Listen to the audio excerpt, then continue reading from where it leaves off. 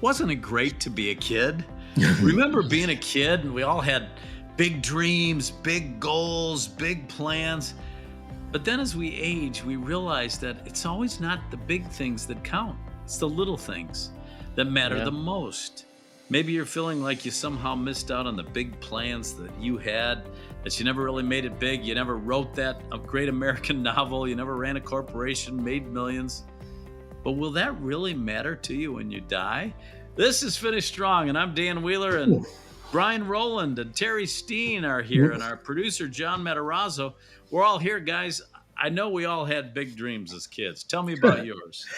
Well, I'll tell you, I like everybody else who dreamed about sports, and I always shot that last shot maybe a dozen times to get to the buzzer beater, in the driveway, or catching the pass that's going to win the touchdown. And I always thought of that until I shattered my kneecap and split my thigh, and then I knew that was over with. So those kind of dreams went away right away.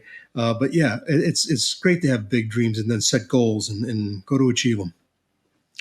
Yeah, I'm kind of the same way. I guess we all love sports so much, and growing up, that's what really jazzed me and brought me happiness. And I was always a smaller and shorter until later in life. So baseball was kind of my only hope. I wasn't big enough to know I could go very far in some of the other sports. And then, of course, reality ended up setting in there as well. And that dream faded away. So, yeah, some of those young dreams don't materialize, do they? Yeah, when we were playing pickup baseball, we always would put our bikes out in the outfield as a home run fence, and we always made sure to put them close enough so we could all hit a lot of home runs. Back she goes. It's out of Yes. here. Yes. Dan Wheeler wins the game with a walk-off home run. Those were great dreams. But, I think as we get older, we realize it's not always the big stuff. In fact, if you don't pay attention to the little things, the big things will never happen, and your whole life could fall apart. That's It's true. really true. Give me an example of something somebody has done for you lately that was a little thing but made a difference. Brian, you got Well, one? well, I'll tell you, it's not lately, but there was something that turned around my career and what I was doing. One time, after I started in broadcasting, I decided I wanted to do movies, and that was my goal. That I was going to be a director, and of course, that kind of went away, and so I ended up not doing that.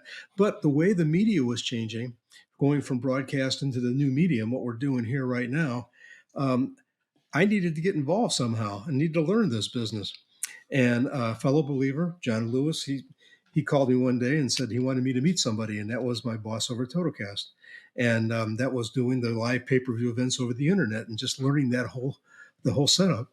And just out of nowhere, he just thought of me and tied me and put me together with Brian, was my boss's name, and there we go. That's what do they say? The rest is history. Yeah. but it was just that little thing he did. I had no idea that was working behind the scenes what God was doing, but he did that, and that's what happened. The other day, my neighbor came down. I was working on my sprinkler system, which I seem to spend a lot of time with on down here in Florida.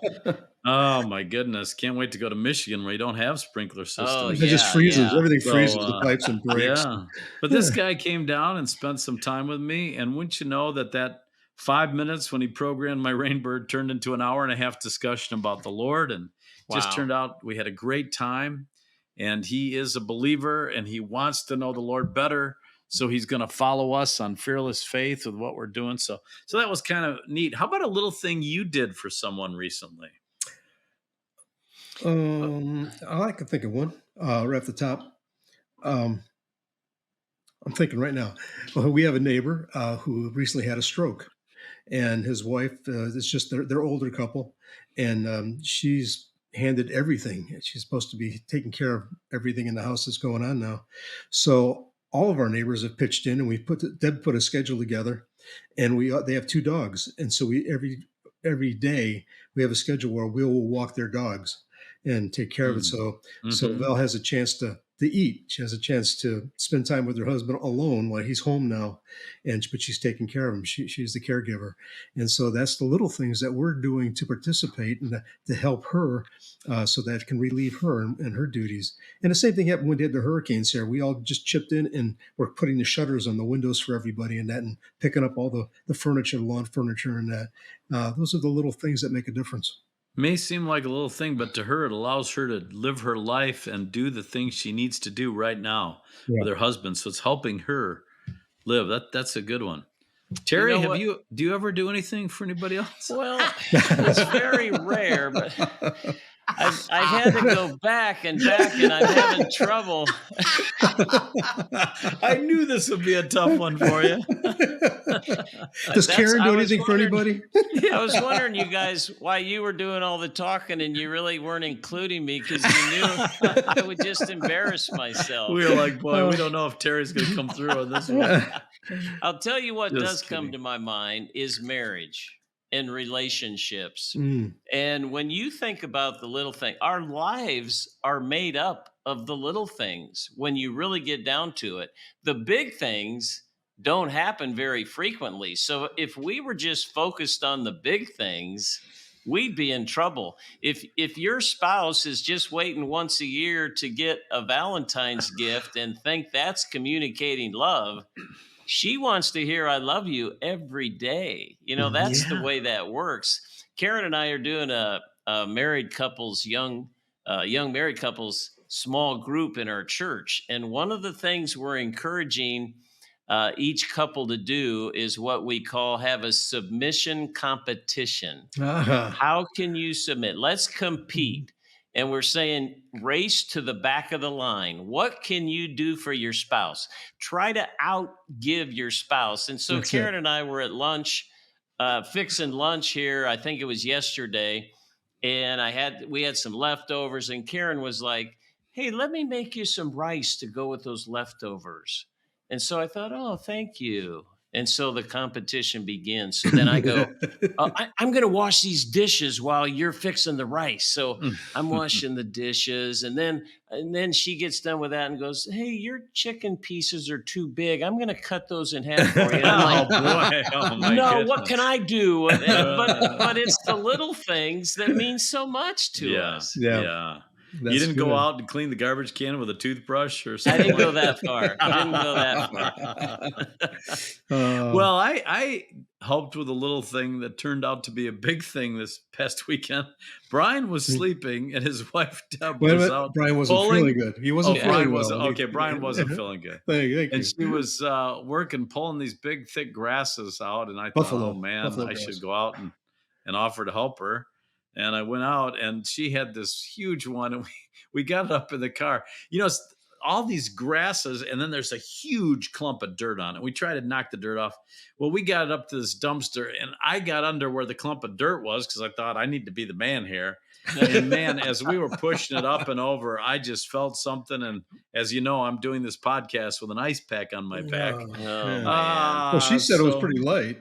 Little Yeah. thing, yeah, right. Well, hey, you've seen Terry with those 1 pound weights. That had to be 2 pounds. Yeah. That's right. But you know, I did not long ago. I had a ton of groceries, and there was a guy behind me, and I looked, and he had like 3 or 4 things. I said, "Hey, man, go ahead. I'm going to be here a while." He said, "Really?" He acted surprised. I'm like, "Yeah, of course." I mean, there was a little thing, but he really appreciated it. He was in a hurry. And I've had that done for me too. And it always makes you feel good when someone's willing to wait longer so you Yeah. can go ahead. You know, if we don't, though, we miss opportunities. There's a lot of times we see ways that we could help or little things that we do. We don't send the card. We don't make the phone call. You know, I told you my friend who passed away not long ago, I just texted him a week before he passed away, and I hadn't talked to him in quite a while. And after he died, I thought, why didn't I make the call? Why didn't I just pick up the phone and call? I missed an opportunity. And we all do. They're there Mhm. every day. Yeah. I was thinking that same thing, Dan. This has been a couple months now, but there was a lady who meant so much to. In fact, she was my mom's best friend over the years, and this was back in Iowa at our home church, and their family was so important to our family. Her husband had passed away.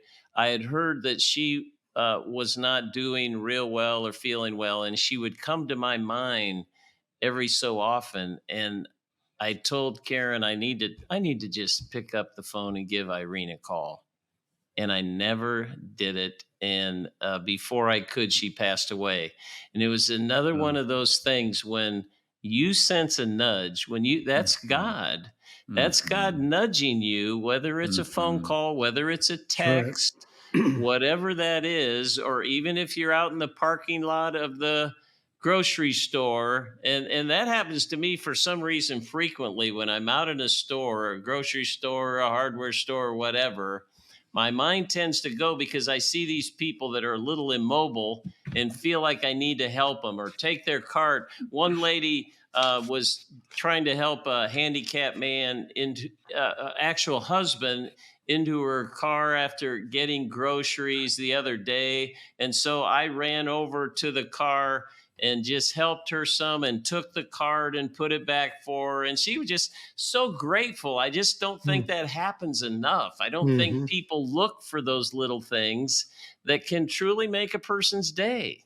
And Yeah. you do that Yeah. so well, Terry. No, but I Mm. remember at right after Beth's funeral, we were there, and you and Scott helped this lady walk across the street. Remember, she couldn't get in the parking lot That's there. right. She had She trouble. You was guys so jumped feeble. out of the Yeah. car, and you helped her across the street. I Mhm. never forget that. That was an Yeah. act of Yeah. kindness. Yeah. Yeah. We have to remember when those situations arise because it's so easy to say, oh, I don't have time. I got to get going. I've got this or that. But really, at this age, do we have anything that's that life shattering that we can't take a few minutes to help somebody? I Right. Yeah. mean, it's missed opportunities. And of course, we have to look for them. But, it's not only the little things that we can do, the positive things, there's negative things that can creep in, little sins that if we Hmm. don't watch out, they can destroy your life. And the Yeah. Bible talks about them. Yep. It does, Dan. And there's a couple different verses that talk about this. The one I really love, though, and I hope you guys didn't want to use this verse, but I'm going to say it anyways. It was in Ecclesiastes 10:1, where it Mhm. says, "As dead flies give perfume a bad smell, so a little folly outweighs wisdom and honor."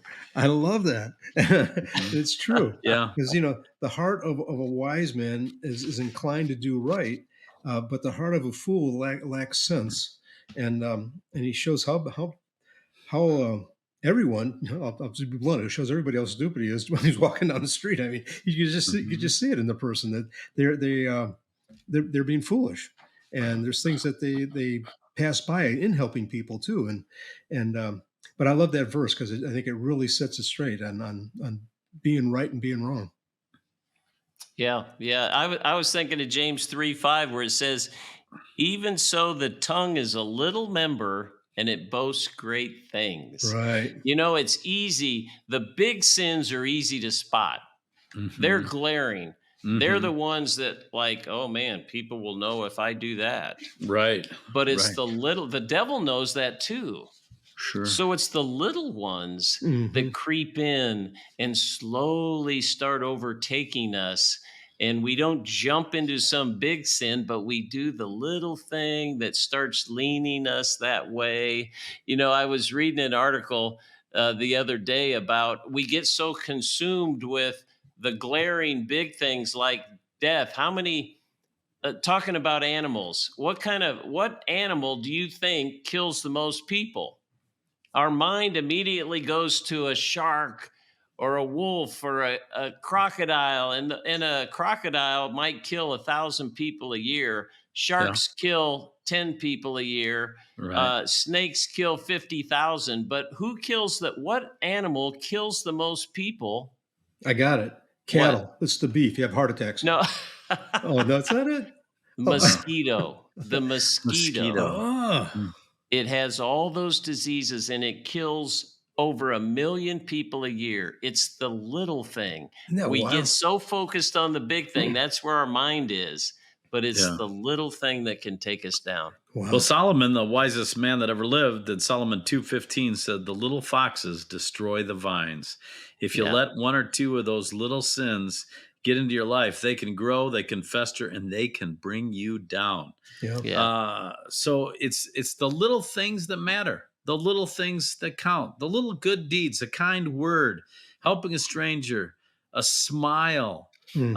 just being there for somebody, a cup of coffee. Beth was so good at that. She loved to just sit and have a cup of coffee and share life with people. We don't take the time to do that because you know we got to pay attention to them now, or we really will regret it later. Hmm. So Yeah, true. it's interesting because living down here in Florida now, it seems like it's so much easier even to talk to people Hmm. in the grocery lines, at the restaurants, anywhere. It's just easier to talk with folks. And I know that back in when I was living back in California, I really made it a point that when I go to Trader Joe's every other day, it seemed like, but just to say hello to somebody or to smile at somebody because it made such a difference. And they first they look at you like, this guy, who is this guy? But then they realize you're just being friendly, you're just being nice, and then they respond to it. And just think what you don't know whatever they're going through, but just giving them a smile or saying a good greeting could make their day. Hmm. And it could just turn the day around for them. It could be going rotten until at that point, and all of a sudden, hey, this can make my day. Somebody recognize me. Somebody and they see my worth. They see that I'm a person, and that's I think it's all the difference in the world. And Right. Jesus tells us to do that. That's just what he's saying about loving one another like he loved us. And Yeah. he smiles at us every day.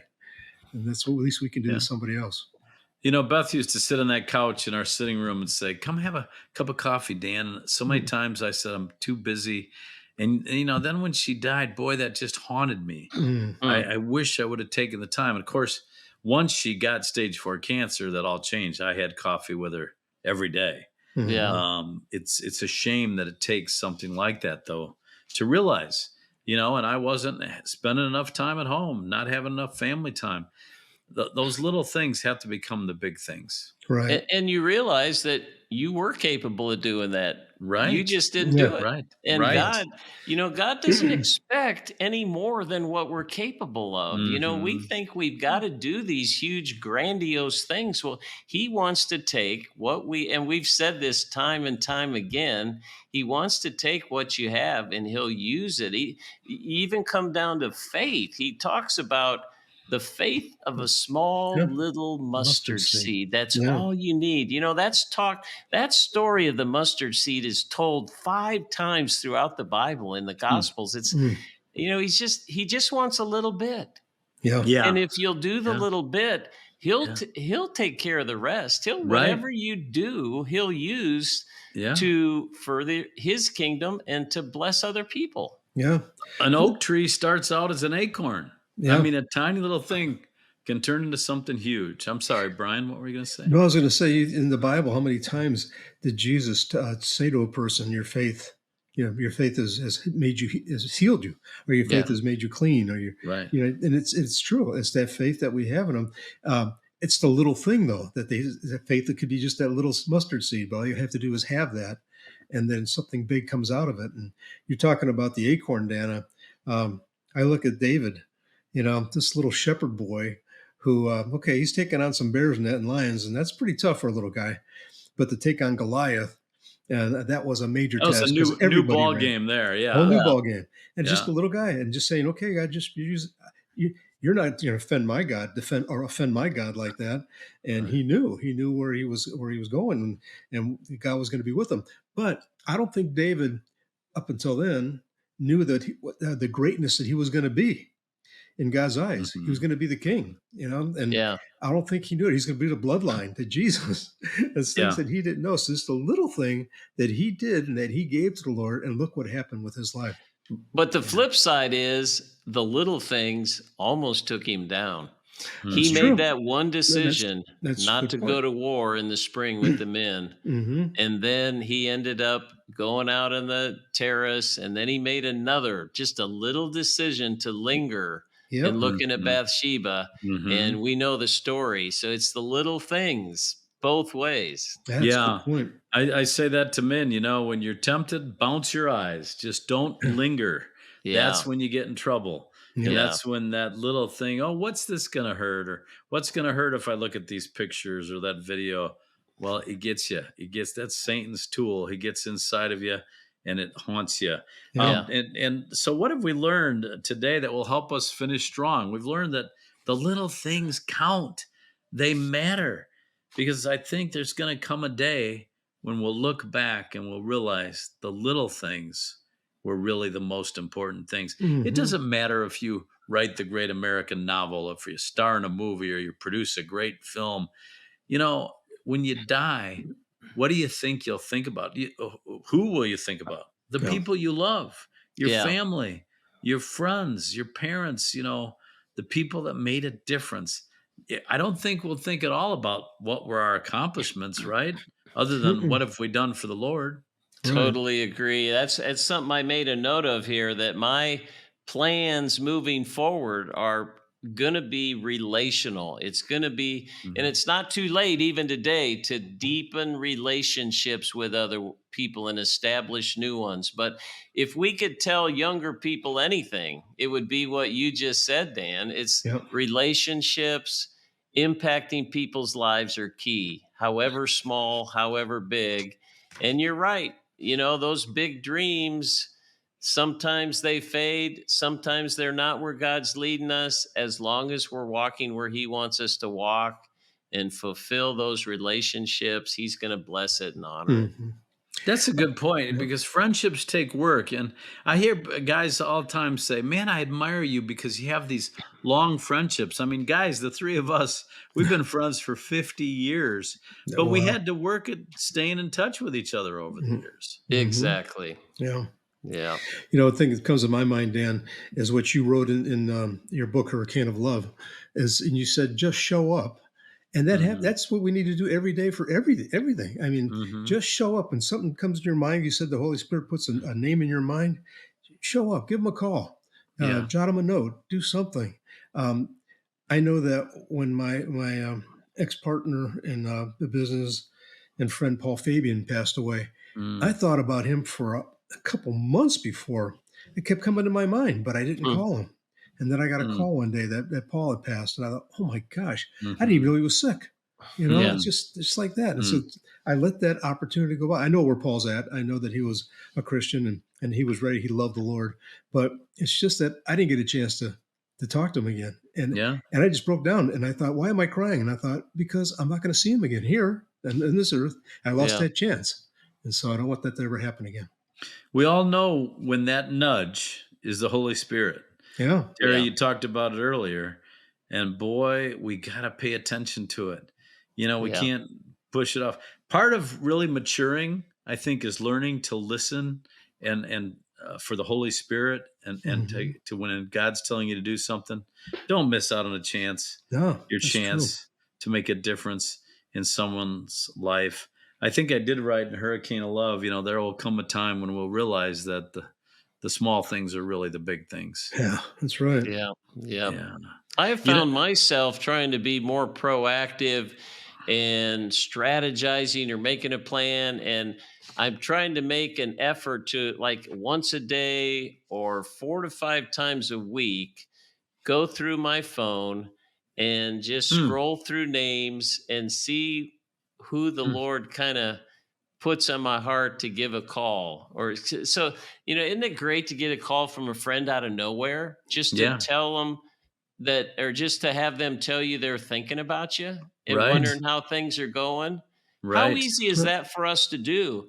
But if you right. don't proactively make the plan to do it, Yep. the odds are it's not going to get done. So that's kind of, I think, my takeaway out of this podcast is I'm going to be more proactive in trying to actually set those plans in place to deepen those relationships. Yeah. Yeah. I think that's absolutely spot on, Terry. And I agree with you because I know so many times I get calls from friends of mine, and one particular up in Ohio. Hi, Mike. Everybody knows Mike here.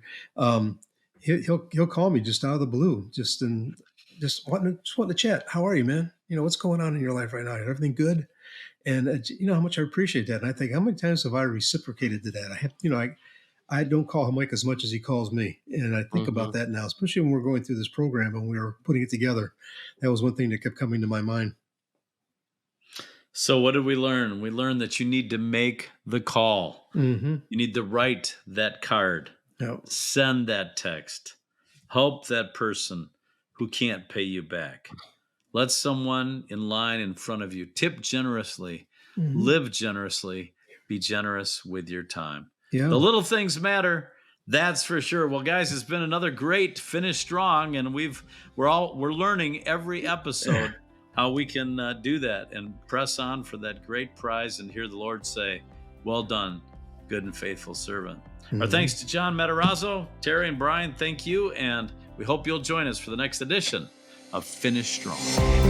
Thank you for listening to Finish Strong. For more information about Finish Strong and Fearless Faith, check out their website, ffaith.org. Make sure that you rate and review this podcast to help more people accomplish their God-given purpose so that together we can finish strong.